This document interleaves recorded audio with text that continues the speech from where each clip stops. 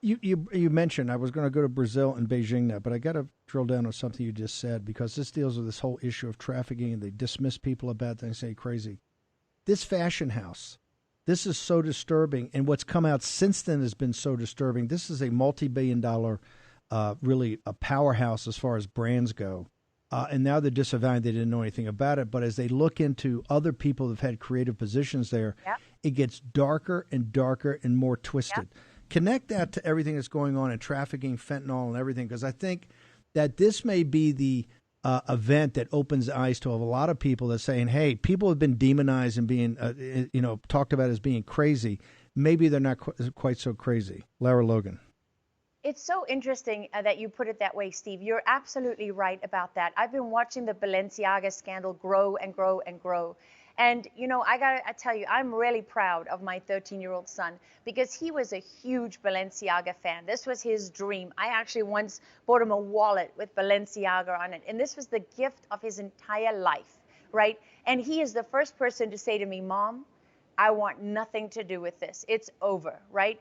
I want nothing more to do with Balenciaga. Don't worry, scratch it off the Christmas list, scratch it off my birthday list, because this is one of the worst things I have ever seen. And I read him today a poem, if you can call it that was on the site of the main set designer at Balenciaga.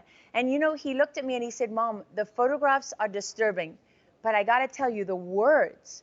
And I would urge anybody, if you are interested in this and understanding what it's all about, is Balenciaga, of course, had these photographs with children with teddy bears in bondage and so on. And they thought they could get away with it by just, quickly removing those pictures from their website. But it's grown and more and more and more is coming out.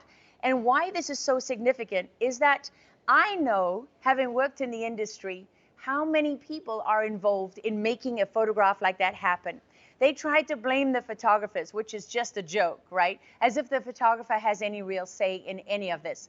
No, it comes back to the stylist. It comes back to those in charge of the brand, to the front office, to the money people, to the cyber people, to the marketing people, to the booking agencies, people booking the kids and paying for them to come in, to the parents who allow their kids to be part of this, to all of the set designers and all the, when you start to look, Steve, at the infrastructure that is around a single advertising campaign at any of these brands, make no mistake that we are talking about dozens and dozens and dozens and dozens of people who are directly involved. And this is so important because it's not just Balenciaga. That stylist turns out to be working with Adidas as well. The same brand, by the way, that canceled Kanye West. I love that. We're going to cancel Ye. But we're totally fine with Satanism and pedophilia and all of this. And I really urge people to have a look at the designer, the set designer for Balenciaga, because when you start to see what she's pushing and you start to see that the tentacles reach out and they reach into the Ukraine with Maria Abramovich and people like that. And oh my goodness, this is the unmentionable, right?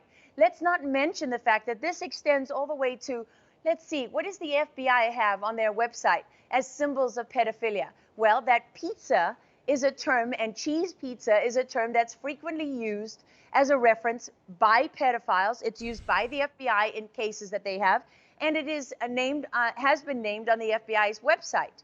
If you can't find it online, look in the Wayback Machine, or you go to one of the sites that has found it.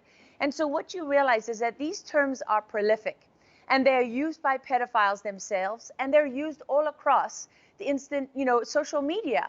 And this is why Elon Musk and what he's doing at Twitter right now is worth consideration. I don't know about Elon Musk. People say this, they say that. I can't prove anything.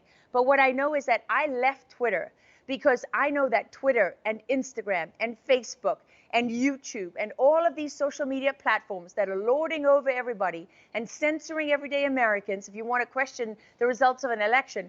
But it's totally fine to push pedophilia and to have enormous campaigns and algorithms that are written to make people like Shane Dawson, right? Shane Dawson is another one who was pushing pedophilia. He had 20-something million followers on YouTube. Let me tell you, you don't get 20 million followers organically on YouTube. That's because the brand and the company and the front office and all these people, they are fully behind the messages that you're pushing. So, and what you see is there are survivors of child trafficking that are on these platforms that have been trying to get them to do something about it forever. So it's really significant that Elon Musk comes in, and what does he do? He straight away cleans out the account of 3 of the biggest trafficking scandals on Twitter. Oh, wow. So they actually knew who these people were, and they didn't do anything about it. But wait, let me remember. Oh, yeah, they'll take Donald Trump. They'll take Donald Trump, the president of the United States. They'll take him off Twitter. But trafficking kids, that's totally fine. And by the way, if I talk about it, I'm the crazy one? I don't think so. I know the difference between sane and crazy. And those are the crazy people, okay? When you're posting pictures of yourself, you know, and you've got a woman lying there on a satanic pentagram, or you've got a woman there with her guts hanging out, or you're promoting your favorite band is about cannibalism, they're your favorite musicians, and you're pushing this stuff out, I think you're the crazy person. And I think that if people aren't so afraid of how they're portrayed and aren't so afraid of the consequences, we can all admit that Democrats and Republicans agree on this, right? People from every side of the aisle agree that you know, if there's any kind of satanic rituals going on that involve the sacrifices of children, it's not okay. And it doesn't matter who's doing it. I don't care who's doing it. It is not okay. And by the way, trafficking kids is not okay. And why it's so important for people to look at the whole picture is that these things go hand in hand. When you talk about trafficking, you know what? You don't have trafficking without drugs. People do drugs because it makes them do crazy things. They get people to comply because they do drugs. You know, if you talk to any cop that's been involved in busting trafficking rings, they'll tell you that a lot of these victims are addicted to narcotics. How do they control them? They get them addicted to narcotics. And so why is that significant? Well, we just happen to have the most open border in the history of the United States of America. We have people who don't believe in the borders of the United States running these policies, right? They're implementing their open border policy, the policies of the United Nations, the policies of global organizations. And what does it happen to do? Well, they've opened the door for narcotics. And at the same time, the same people are fighting in the courts to have the minimum mandatory sentencing for narcotics reduced or obliterated, just wiped away completely. These are the same people installing their district attorneys all across America who won't prosecute drug crimes, right? And I'm not saying that the only thing you can do for a drug addict is to put them in prison. Nobody wants to see that happen. For goodness sake, I'm a mother, right? I want solutions to these problems. But I understand at the same time that when you have more Americans dying of drug overdoses than at any time in the history of this country, you have the deadliest street drug in the history of the world all over your streets, coming pouring across the border on a daily basis, and you don't even talk about it?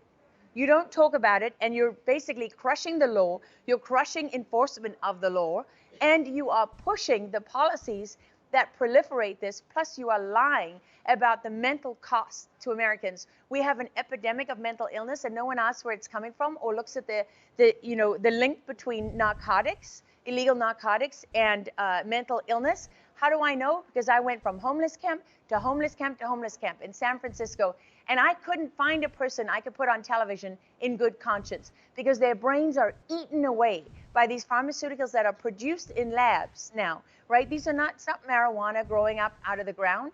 These are laboratory-produced pharmaceuticals, and where do they come from? Well, this is the part where you start to connect the dots.